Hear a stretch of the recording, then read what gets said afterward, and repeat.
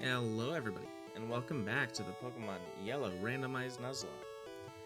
Now, last episode, we spent way too long doing something that was unnecessary, but I wanted for levels, because we need to get Dozen and Patrick to level 42 as quickly as possible. So today, we're going to go do more of that. Today, we are going to be flying back to Celadon. We're gonna go west of Celadon and we're gonna grab our encounter there. But then we're gonna clear the entire bicycle path. So that is the goal for today. Is we're gonna do a lot more trainers, we're gonna keep grinding. All in the name of getting our team as high leveled as possible. And as I said, we have to use our encounter in the grass up here, because the Snorlax is not randomized, so we're just gonna get a jellyfish here. Likely not something that's gonna make the team.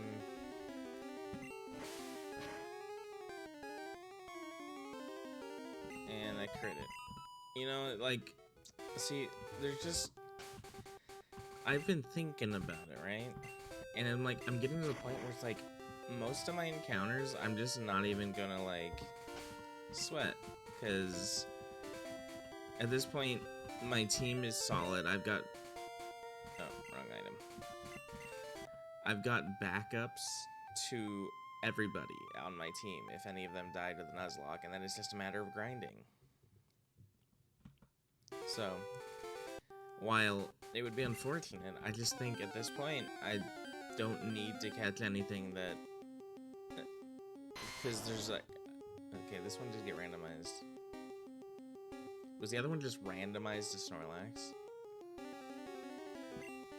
Doesn't matter, I forfeited it anyway, because, but that's crazy. I believe I can go put the Pokeflute away now.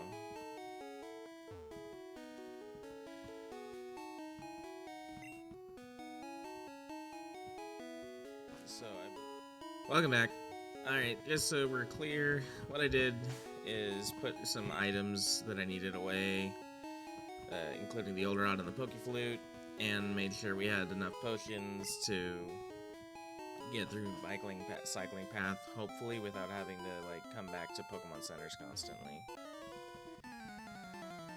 So yeah, we're just gonna clear the cycling path today. Fight whatever comes up. And get through it.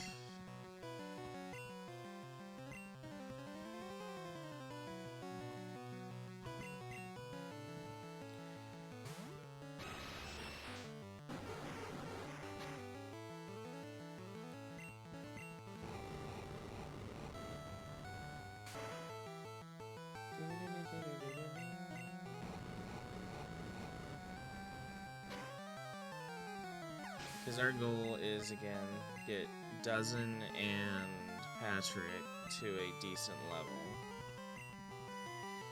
I'm not going to put anyone at any unnecessary risk, and everyone does need experience. I'm not going to solely focus on Patrick and Dozen, but I really, really could use them being Executor and Starmie, respectively.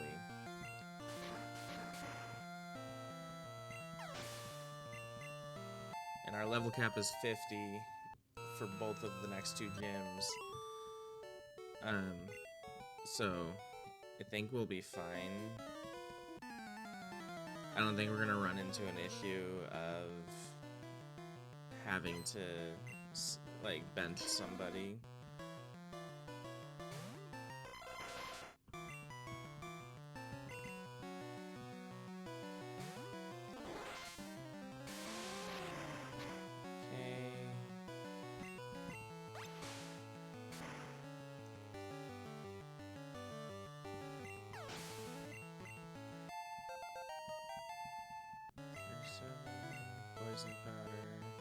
Stun Spore or Poison Powder? Paralysis is speed control. Poison Powder is damage over time. I think speed control's better.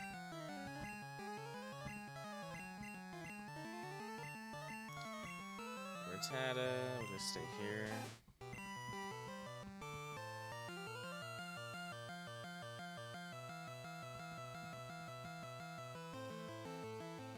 Yeah, this is essentially my moveset for Staryu or Starmie, except I'm gonna get rid of Water Gun for Surf.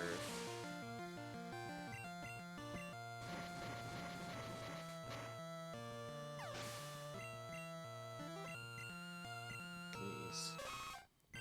Weaklings. Low XP give. I think Water Gun was the better choice there. It didn't matter.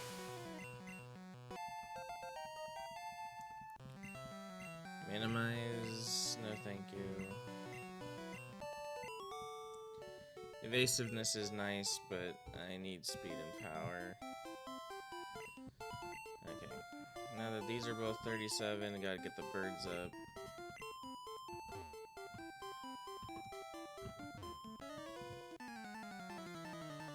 Keep the trainers coming.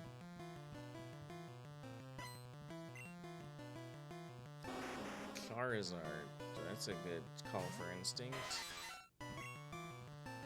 Get some XP there, Instinct. Nice. Very good, very good. Mewtwo. What's my... Jinx is my psychic counter, right?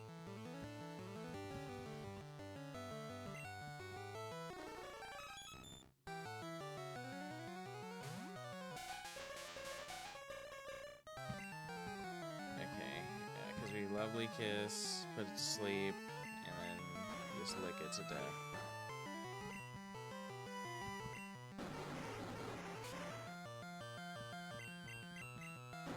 Oh, wait, woke up. Dang it. What's it gonna do? Get paralyzed, so I can't put it to sleep anymore. At least it's using physical attacking moves.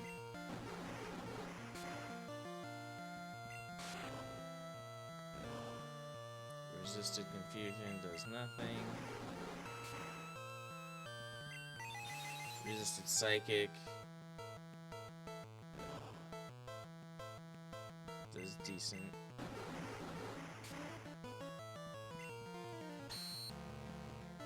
Psybeam, that's fine. Okay, well, there's Mewtwo, and we got a Super Potion Up Menage now. I don't know how this random biker got him, but you know,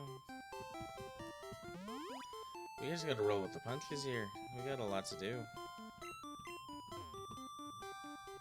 We need to make sure KFC is up front as the only member who is not at 37.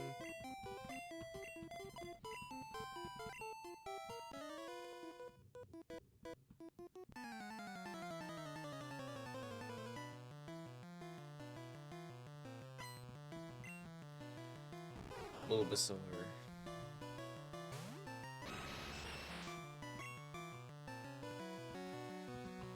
Let's just go with Peck. I don't want to waste my fire move. Fire Spin is still my only fire move, so I'd like to avoid having to overuse it.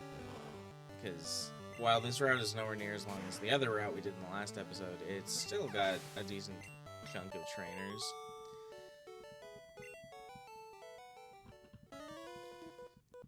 I mean, just up here there was, what, 6 or 7, so...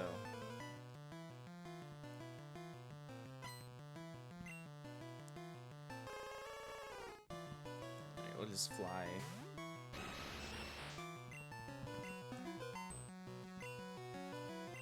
Yeah, it's fine. Little Peck.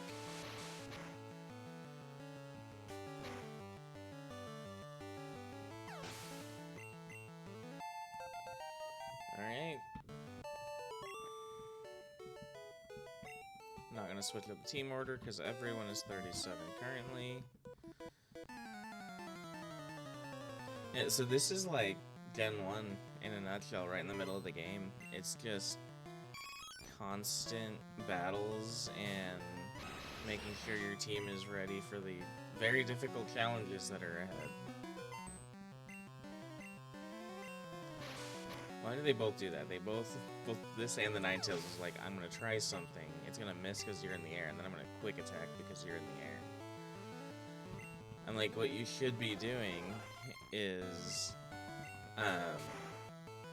allowing yourself to get hit on the second turn so that you know you can get at least something off.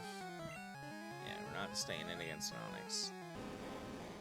Onyx is a lower attack stat than Oddish, but if it happens to use a rock move, I don't want anything quad effective coming at Moltres. And then Muck, that is, it doesn't kill. He is 11 levels lower, so it shouldn't be an issue, but it still gives me a little bit of pause.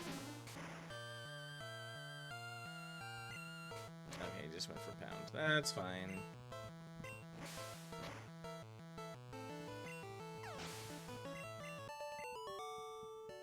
Get everyone some experience. Alright, this is the part where it's annoying. As soon as you hit those bars, it auto-runs for you. And basically the way I've come to do this is like I have to take 2-3 runs through this area to make sure I'm grinding on everyone that I need to. Just like one on the right, one in the middle, one on the left. You go down, up, down. Ulmanite. Bad matchup for KFC. Yeah.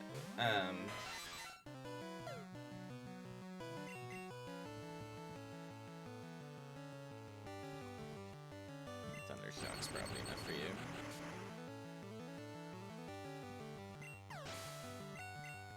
Conserve some of the bigger moves. Seadra will stay here. This Thundershock. Yeah, so we're just trying against Pokemon that I'm pretty sure aren't going to be any major threat. We're trying to conserve PP so I don't have to go back to the Pokemon Center to restore my moves.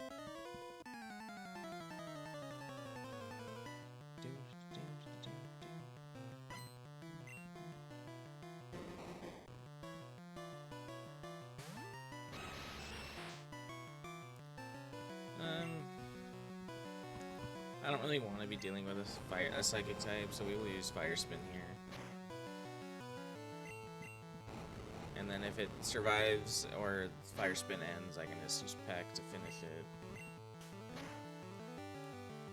Yep, easy peasy. Golem, that is Patrick.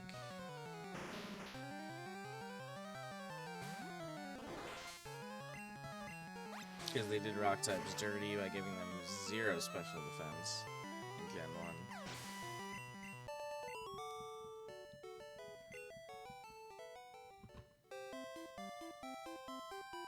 Yep. Alright, let's go. Going down the right path.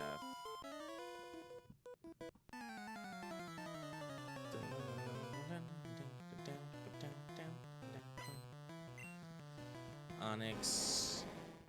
Why do they keep using these rock types against my fire chicken? Give that to Patrick. You guys want to know my favorite way to play Gen 1? My favorite way to play Gen 1 is Pokemon Master Trainer. It's a board game from the late 90s, early 2000s. That is like the way to play Gen 1. I affectionately refer to it as Cutthroat Pokemon because that's what it is. The mechanics in that game are so broken, but it's so much fun. It takes forever. Like, you'll even with 2 people playing and both of you rushing to get to the end, you'll probably be there for like 2 hours. And that's if you're not like playing Cutthroat at all. If you're playing Cutthroat, it's gonna be like 3 to 4 hours to play it. So the objective of the game is you start as Ash and Palette. You get a random starter, and then you go around collecting Pokemon, increasing your power level until you can get to the Elite Four, and then you get a random Elite Four member, and at that point you are battling against a ridiculously strong opponent. Like, normally battles you're hitting for like at most 14. They're hitting for like 30. 25 to 30. So you have to be able to beat that, and there's really only 3 ways. It's to have a full evolution set of at least 3 Pokemon. So all the Pokemon that only evolve once are just kind of pointless in this game. And then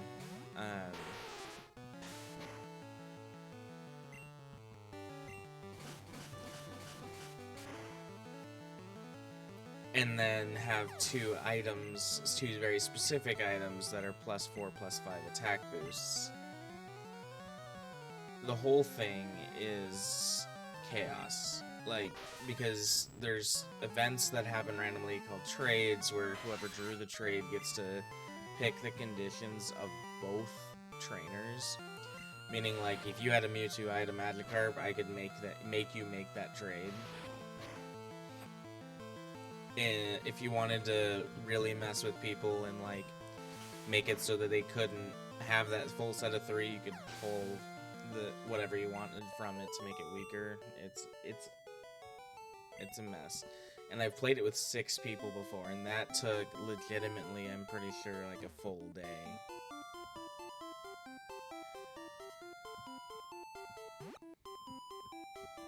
Okay. So we went all the way down the right. Let's head back up very slowly. And try to stay more middle ground.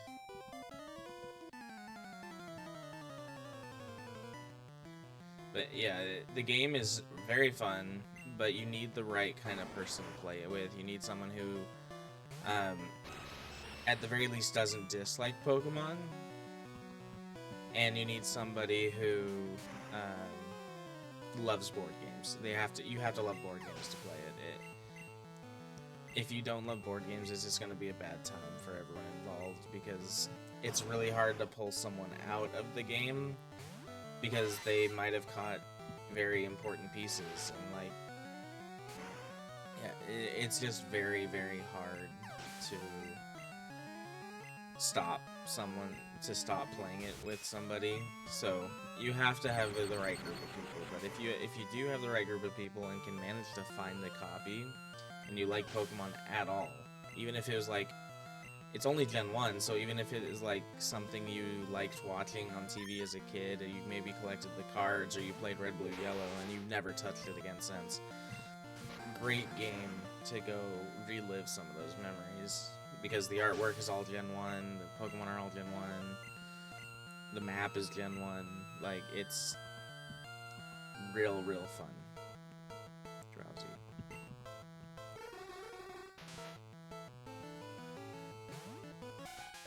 They made like 3 sequel games to it. The only one that I think is worth getting is the second one. They oversimplified and destroyed the game with the 3rd and 4th renditions. The second one, at least, has all 250. I don't think Mew's in it, but because Mew's not in the base game either. It's just 150. I don't think Mew or Celebi are in the second game, but you can get all the Pokemon from Red, Blue, Yellow, and Silver, Gold, Crystal. You go through Johto as the map. The difference is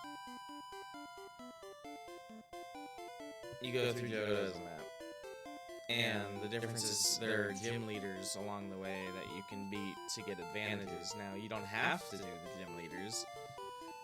You have to do some of them, I think, to fight the champion, but you don't have to do all of them. Which creates this, like, messy situation because there's also really no bonus for doing them second, whereas there's a huge bonus for doing it first. Unfortunately, the issue with the second game, it plays a lot faster. You can easily get it done in an hour to 2 hours. My issue with the second game is that it's horribly unbalanced and completely favors flying through the game. The slow strategic play has no place in the second game. And even my friend who took advantage of that and loves fast games like that, and I don't dislike fast games like that, but I'm coming from the stance of like the first game was slow and strategic, this game should be too. My friend had played it, the first one with me, and then played the second one with me, and actually agrees with me. He's like, I like fast games. He's like, I prefer fast games, but this game feels just terribly unbalanced and terribly so easy to break in towards just a specific kind of play style for a board game. So he and I started like brainstorming possible rule changes we could implement that would make the game at least balanced. Yeah, so the second game, fun, a lot quicker, but definitely there's a style of play that gets favored. The nice thing about the first game is if you are someone who wants to go really fast, you can. It's not going to necessarily hurt you. I mean, you're just going to be butting your head against a wall, and you could get lucky and it could break the right way. But there are just some minimum requirements, like you need a full evolution line to do it, to beat the first game. And ideally you're gonna need some power-ups, but if you can get those two things, I'm pretty sure even just like a single evolution stage, if it's a strong one at the end, can do it. I don't remember what it was. Coughing. That's fine. I think I needed to switch Menage because of the level is where my mind was going.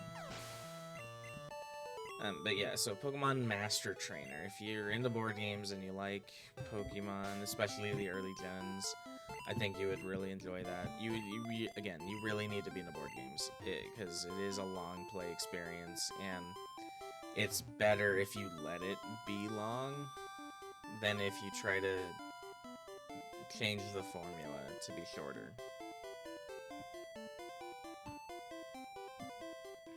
So, there's all that. Information you didn't ask for.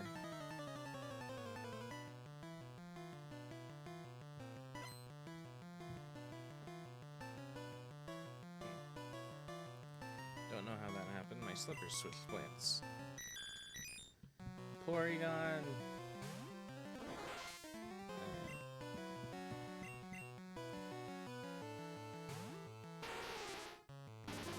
Oh, that's not great. Did a lot less than I thought I was going to.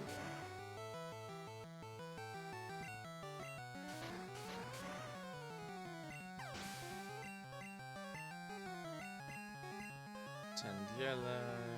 It's pure grass type, I believe. Yeah, instinct.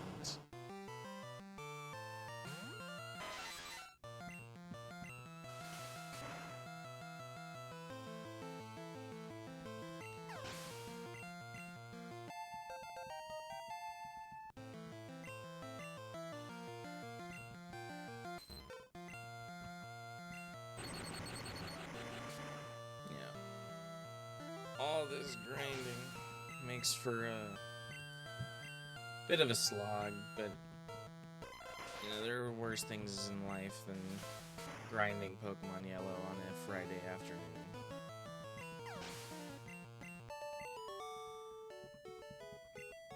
But yeah, if you're totally into Gen 1, and also, you need to like board games, definitely would recommend looking for Pokemon Master Trainer on eBay, they are pretty expensive actually, especially if you want a full, like, put together set. Because the game was limited run and it is revered by Pokemon fans as being like the way to play Pokemon as a board game.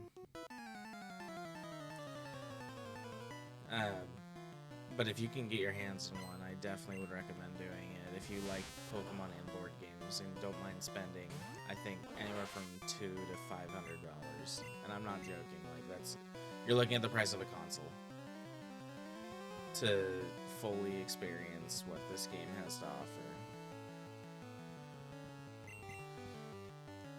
If you're crafty and can find just like the base board of the game and don't mind hand making things, I could totally see somebody. I'm just not gonna deal with Harden. I could totally see somebody handcrafting all the little chips and cards that you would need to play the game. I could totally see that as a possibility. I just don't have that kind of craft ability or patience. And I bought it several years ago when it wasn't nearly as expensive as it is now. It was still expensive. I'm pretty sure mine was still like $150, but it's nowhere near as because the people who want it have bought it is the issue. And so now people are sitting on them and they're just going up in value. I don't have a burn heal. This is actually an issue.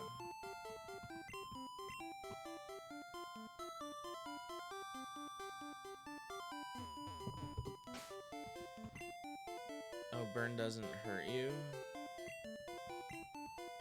outside of battle? I mean, I'm cool with that if it actually doesn't. I just don't want to lose Staryu on something stupid.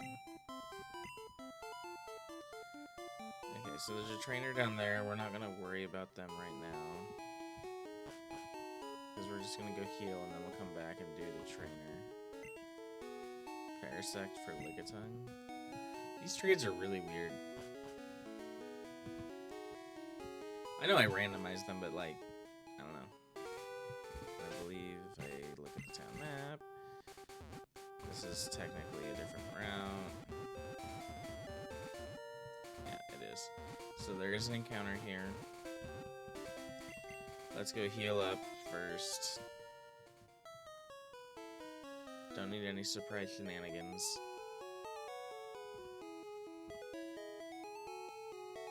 And then we'll explore Fuchsia, because we explored Saffron already, and Fuchsia's more open. We're not going to be doing the Safari Zone, however, because I need to actually like prep for that. Because I don't want to get stuck in there, and so I'm going to prep for the Safari Zone.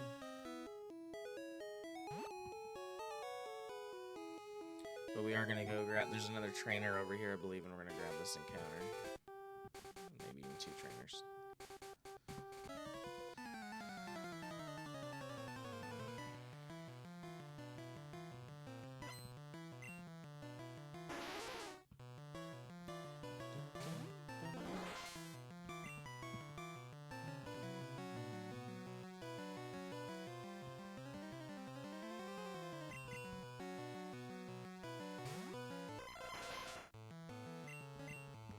So, not nearly as many levels as the other path, but it's also not nearly as long. It took us an hour and a half. I mean, we did other things last episode. We also beat the game corner. But it's still not nearly as much, like, stuff as this is. Or, this is not nearly as much stuff as we did last time. So, we had, like, a 4, 5, 6 level jump on everybody last time. Whereas we're only going to have a 1 or 2 level jump here. Nidoqueen. We're not gonna risk Dozen's life. We're gonna go to Minaj and let Minaj deal with Nidoqueen.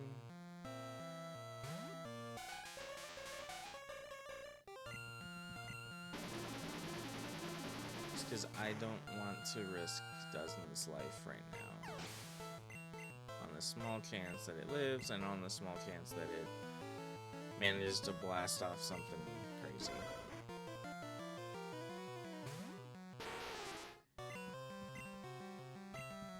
Of course you miss.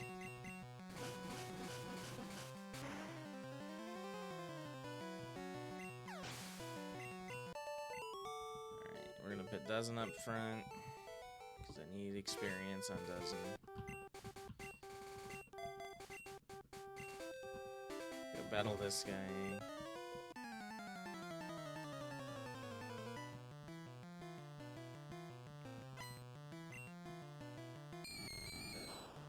Ghastly, I can stay in for. It's not gonna know poison move, and its ghost move sucks, so just Psybeam. 72 HP left.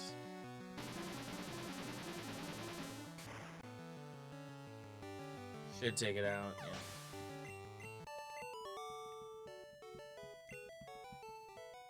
And then there's no one else in here, so oh, there is someone else in here. But here's our encounter for Route 18. Alright. The question is, do I just Master Ball this? Not staying in his Dozen, that is a bad idea. We're gonna go to Minaj. And put it to sleep.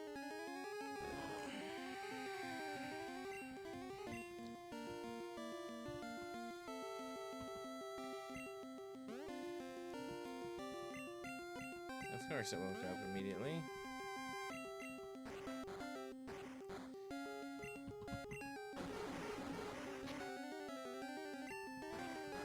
That didn't do nearly as much as I resisted Ice Punch. Come on, that's not gonna do. I know it's 16 levels higher, but like, yeah, okay. Wait, it was super effective. Gen 1, you're broken. I forgot, if something is super effective, even if the other one resists it, it just comes out super effective, and we have already... Okay. So, now we're in a pickle.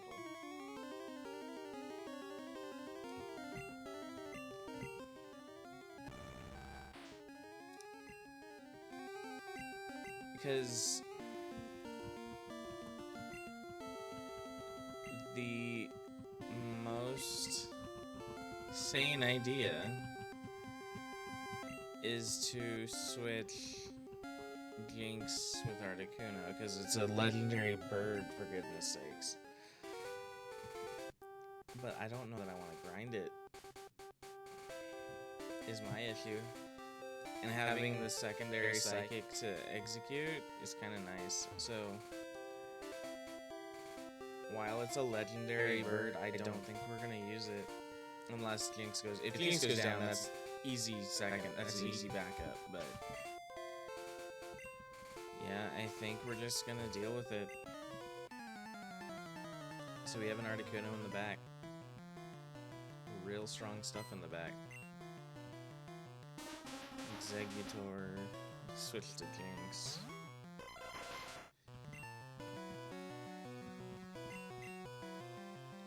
Just because the level and the amount of grinding I would have to do, on top of the fact that having Psychic as a secondary typing is better than having Flying as a secondary typing.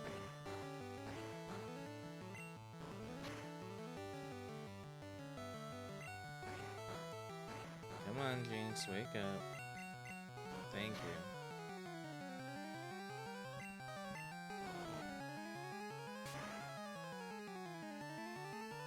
Nice.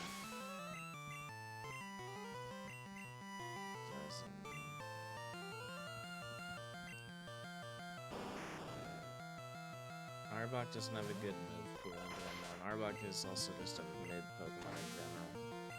Does get Glare, and that is something it does get.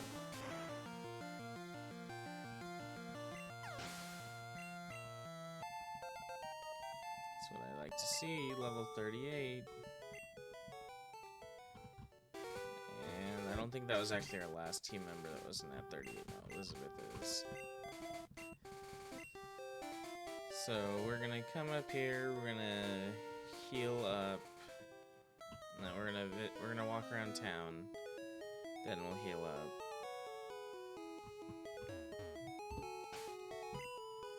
Cause just give you guys a little bit more content on this episode. We can explore around and see what's going on. There's the mart. Part of it's also for me because I don't remember much about these games. We've seen a few Kabuto. We've also seen a few Kangaskhan. That's the Safari Zone.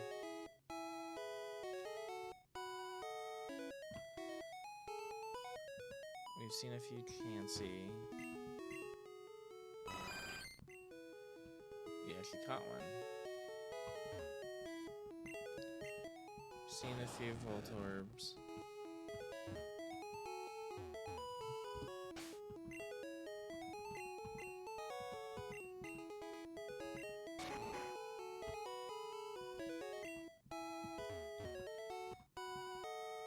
Slowpoke. Why is Slowpoke in a freaking cage?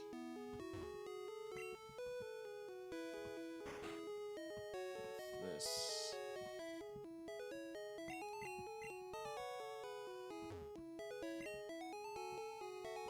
Anything to ward in Slowpoke.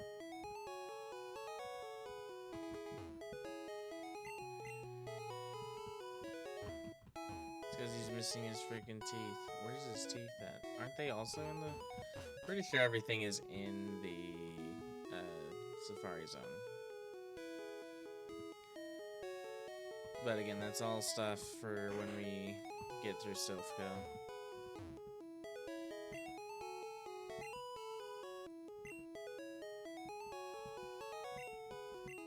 No.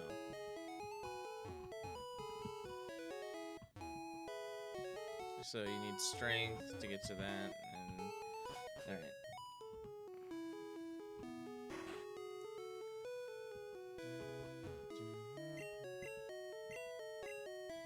Yes, I like to fish. The good rod. I already have the super rod. Cool, another item to throw on the PC. Alright, I think we have... there's a couple more buildings near the Pokemon Center we need to explore. But after that, we're going to heal up, and we're going to be out of time for this episode. We got our grinding done of Bicycle Road. And next episode, I will try to do all of Silphco in one episode. I will not let it go to an hour and a half again. Because that was just something else that I don't want to deal with. So, yeah. Goal is to get through Silphco next time. May not happen, but we will see. And I'm gonna do my darndest to make it happen.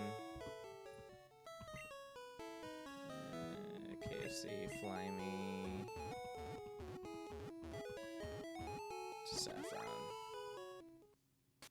Just so we can start there. Make it all nice and neat.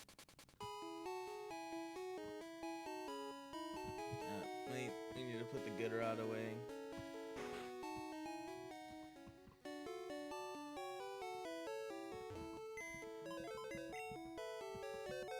I know that good and super and old can all get different encounters, but at the end of the day, I think I can also put the Silphscope away.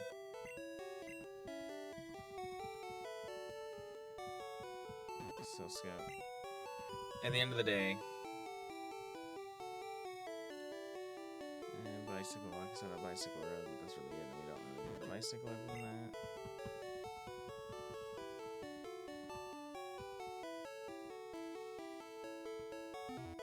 You know what? I'm putting the super rod away too.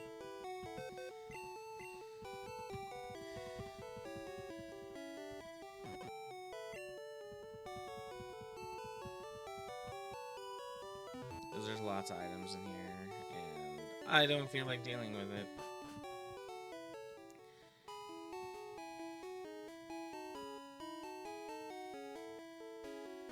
Alright, everybody, next episode, we begin the climb. Thank you all for watching. Have a great rest of your day. See you in the next one. Bye-bye.